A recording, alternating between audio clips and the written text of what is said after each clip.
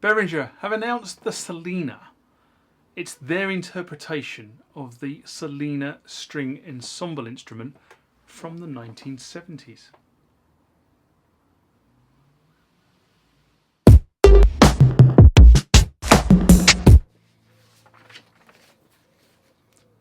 Okay, the Solina, or the original Solina, because there were 4 of them, was manufactured in 1974, and it ran from 1974 to 1981 in various guises. It was made by a Dutch organisation called Eminent BV, who you say, I've never heard of them, and probably if you weren't into home organs, you probably never have heard of Eminent BV, because what they did was they made electronic organs. So they didn't make any synthesizers, as far as I can tell. Everything I've said, I can see says they made the Solina, which was kind of the closest you would get to a synthesizer, I suppose. But they never actually made any synthesizers per se. Their principal sound generation, though, was based on additive synthesis, which, as we know, many of the beasts of synthesis that were marketed and sold around this time used this type of synthesis, this analog additive synthesis, to produce the synthesizer sound. Now, at this point, if you don't know the string ensemble by the name Solina, you may well know the string ensemble by the name ARP, because effectively what ARP did is ARP licensed the Solina and sold it in various territories that ARP had a stranglehold in, mainly the North America, Canada, United States, etc., under the ARP brand. But if you look very, very carefully at an ARP machine, what you'll find is that the ARP logos and branding are actually stuck over the silk printed Solina decals that would have been on the original instrument when it was manufactured in Holland, or the Netherlands as we now call it.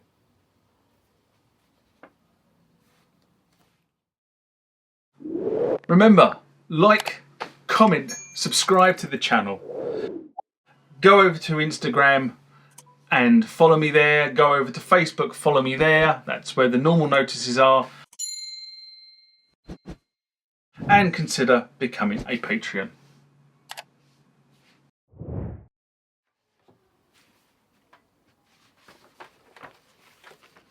So what was the Solina? Well, hopefully with a bit of luck, I think over there will appear a picture of a Solina string ensemble.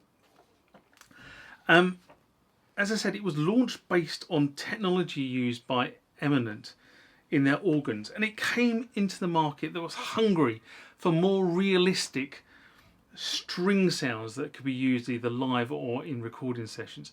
And a number of very eminent artists, eminent artists used the Solina on their records. It was very popular with prog rock.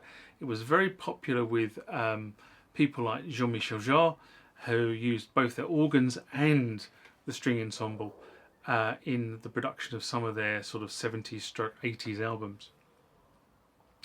The Solina was, in essence, a 49-note polyphonic keyboard. But if you want to be more pedantic, it should be called paraphonic, and I'll explain why. This machine uses a single envelope and generator to generate a single envelope generator and filter to generate every single note on the board. And what it does is it generates all of the notes and switches them off, and then when you press a key you switch that note on. So you could argue that actually this keyboard was 49-note polyphonic. As I said, the easiest way to describe this was all notes off until you switch them on. The instrument was supplied with 4 key tones. If you look at the front of the instrument, many people say actually there's 6, and I'll explain why I said 4 key tones. There were 4 tones. There was the violin, the viola, the trumpet and the horn. And they used the entire keyboard. So you could use any of those tones across all 49 keys. There were 2 additional tones which were called the bass tones, and they were the cello and the contrabass. But they only used an octave. I've heard it said two different ways. Either an octave and a half, which by my counting is about 12 notes, or 20 notes. And I'm not quite sure which, because I've heard different people who are quite authoritative on the Solina say different things. So it's very difficult to really, without a Solina, to be able to confirm which one is which, because as I say, 2 authority figures have said 2 different things. But what made this unit unique was the addition of a chorus. It's actually recorded on the unit as modulation, but effectively it's a chorus. And it generated output that could fatten the sound of the Solina, and this is what made the Solina so popular. Eminent made 4 versions of the Solina over that period 1974 to 1981. The original Mark I was a mono instrument and the chorus was permanently engaged. The Mark II was also a mono instrument. However, on this particular model, the chorus could be engaged or disengaged with a button on the front of the instrument. The Mark III changed the instrument from a mono instrument to a stereo instrument, and the chorus was redesigned predominantly to cope with the fact it was now stereo, not mono. And then the Mark IV came along, and the Mark IV was like the Mark III, but with added LEDs as far as I could tell, and not much else. In fact, there is actually very little information about the differences between the Mark III and the Mark IV when I did my hunting around and research for this piece. But people have said that the Mark IV was the least desirable. But I can't really comment on that because, as I've said, I have not had enough exposure to the Solina or the Mark IV and the Mark III and the Mark II and the Mark I to actually form an opinion which was best and which wasn't best.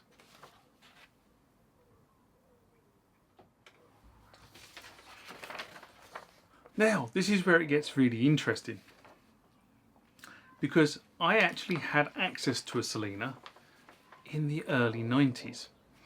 And the story goes, a friend of mine had a Solina, and we're not sure, it was a stereo version, but I can't remember for the life of me whether it was a Mark III or a Mark IV all those years ago.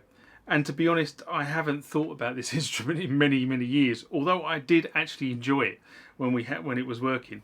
And I'll come back to that in a minute. Now, he picked this particular keyboard up from an area of London called Notting Hill Gate. Now, those of you who don't know London and don't know this area of London, there used to be, I don't know whether they still are because I haven't been to Notting Hill Gate in many, many years, but there used to be up and down Notting Hill Gate a load of shops called the Music Exchange. And this series of shops bought and sold, amongst other things, musical instruments. So guitars, basses, strings, percussion and electronics like synthesizers. In fact, if it was musical related, they bought it and sold it. But they bought some real rubbish and also some real classics. And it was basically, if you went there and it was there and you managed to strike a deal, it was yours. However, more than often than not, there was just an utter collection of rubbish in some of these shops. We think that some guys that worked in these shops understood instruments, because sometimes you could go in there and they were really knowledgeable about the particular instrument that you'd selected. But they rarely stayed around very long. Most of the guys really didn't have a clue about the instruments they were selling. I never really understood the business model of the Music Exchange. I really never did. But somehow they managed to make a profit, otherwise they would have gone out of business, I am sure. But how they ever made a profit, I have no idea, because we bought some stuff from there that we shouldn't really have bought for the price we paid for it, if you get my drift. Anyway, back to the Solina. This was a beaten up unit. The wood on top and the wood down the sides was gouged and scratched. It really hadn't been looked after. And when we got inside this machine, it wasn't working when we bought it. And when we got inside this machine, somebody had disconnected the mains power from the socket on the back, and a whole raft of other bits and bobs weren't correctly in place. But it wasn't a major issue to fix because it was just a case of resoldering things. And once we resoldered things, it's all of a sudden sparked to life, and it actually sounded pretty good. The problem with this particular Solina is it didn't work for very long. It was forever going wrong. And you know, it was things like capacitors and resistors and around power that were forever blowing and forever causing problems.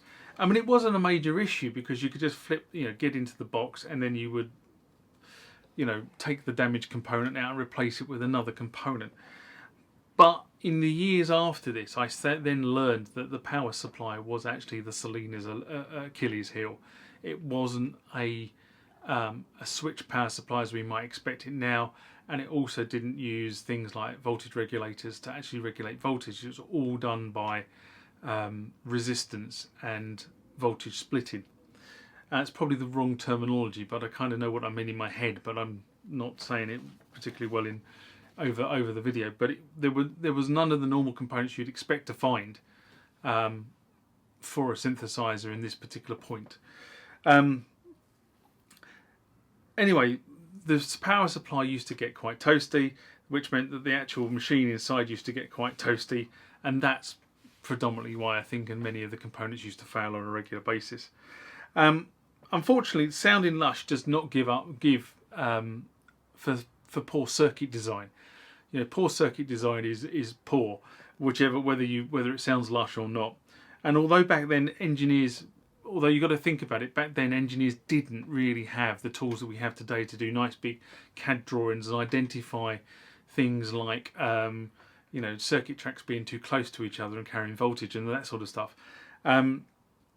Circuits in the main back in those days were basically hand drawn, which is why if you go and look at some older instruments, you get nice wiggly tracks, whereas on more modern instruments you get very geometric tracks.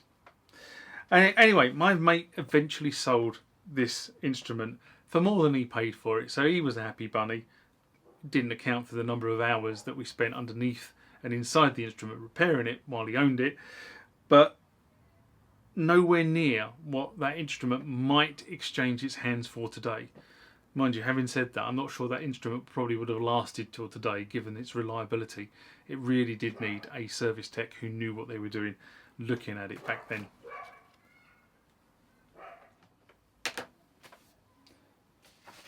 So Behringer have reimagined the Solina. Well, first thing you notice about Behringer's reimagination is what they've done is they've produced a desktop module.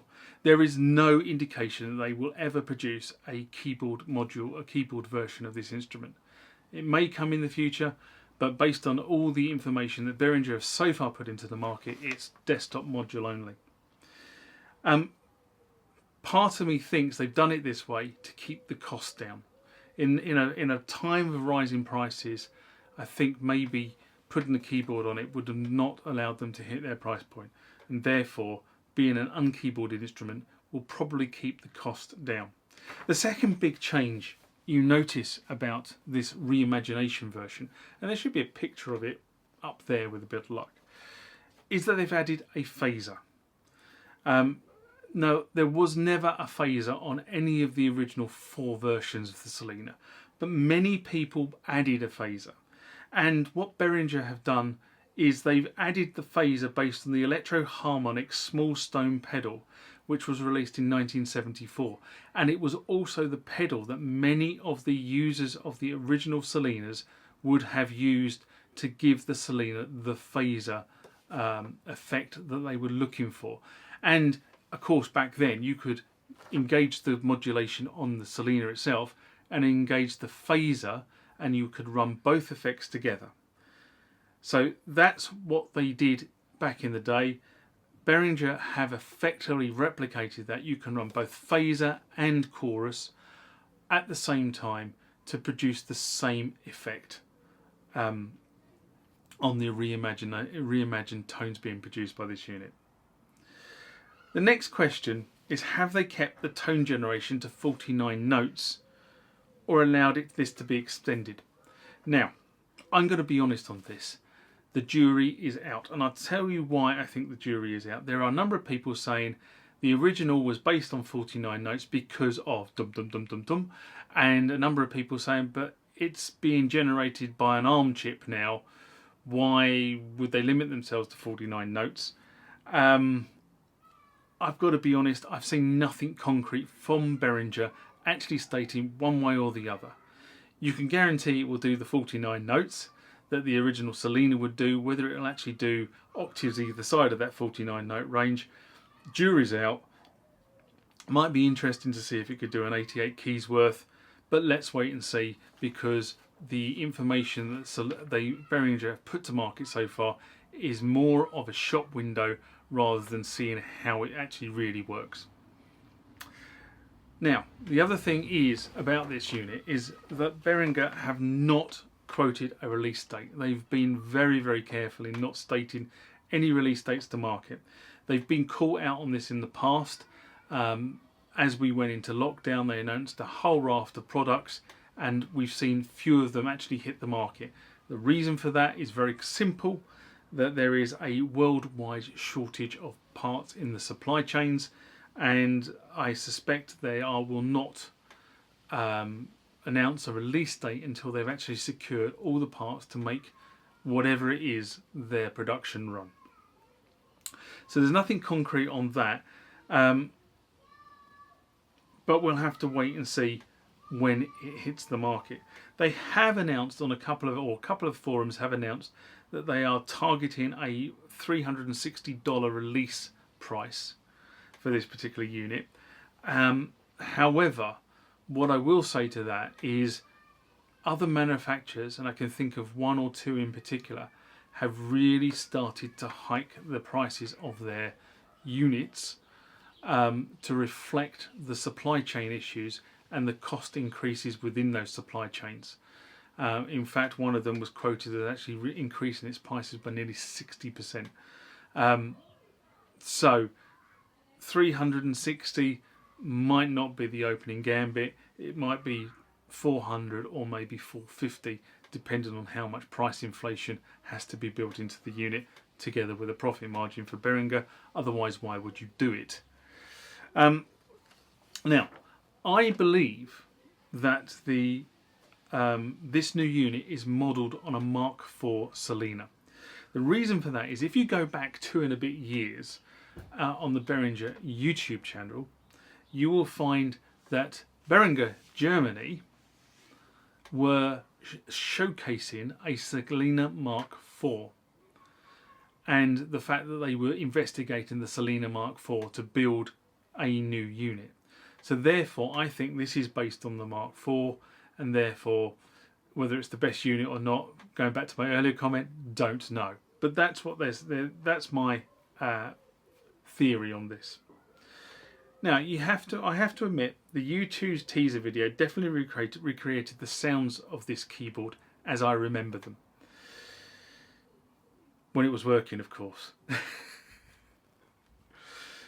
I'm not saying that you can't recreate the Solina's sound with a modern workstation, because I probably can, and I probably have. But having it in a desktop module with quick access is something that is probably desirable to certain people.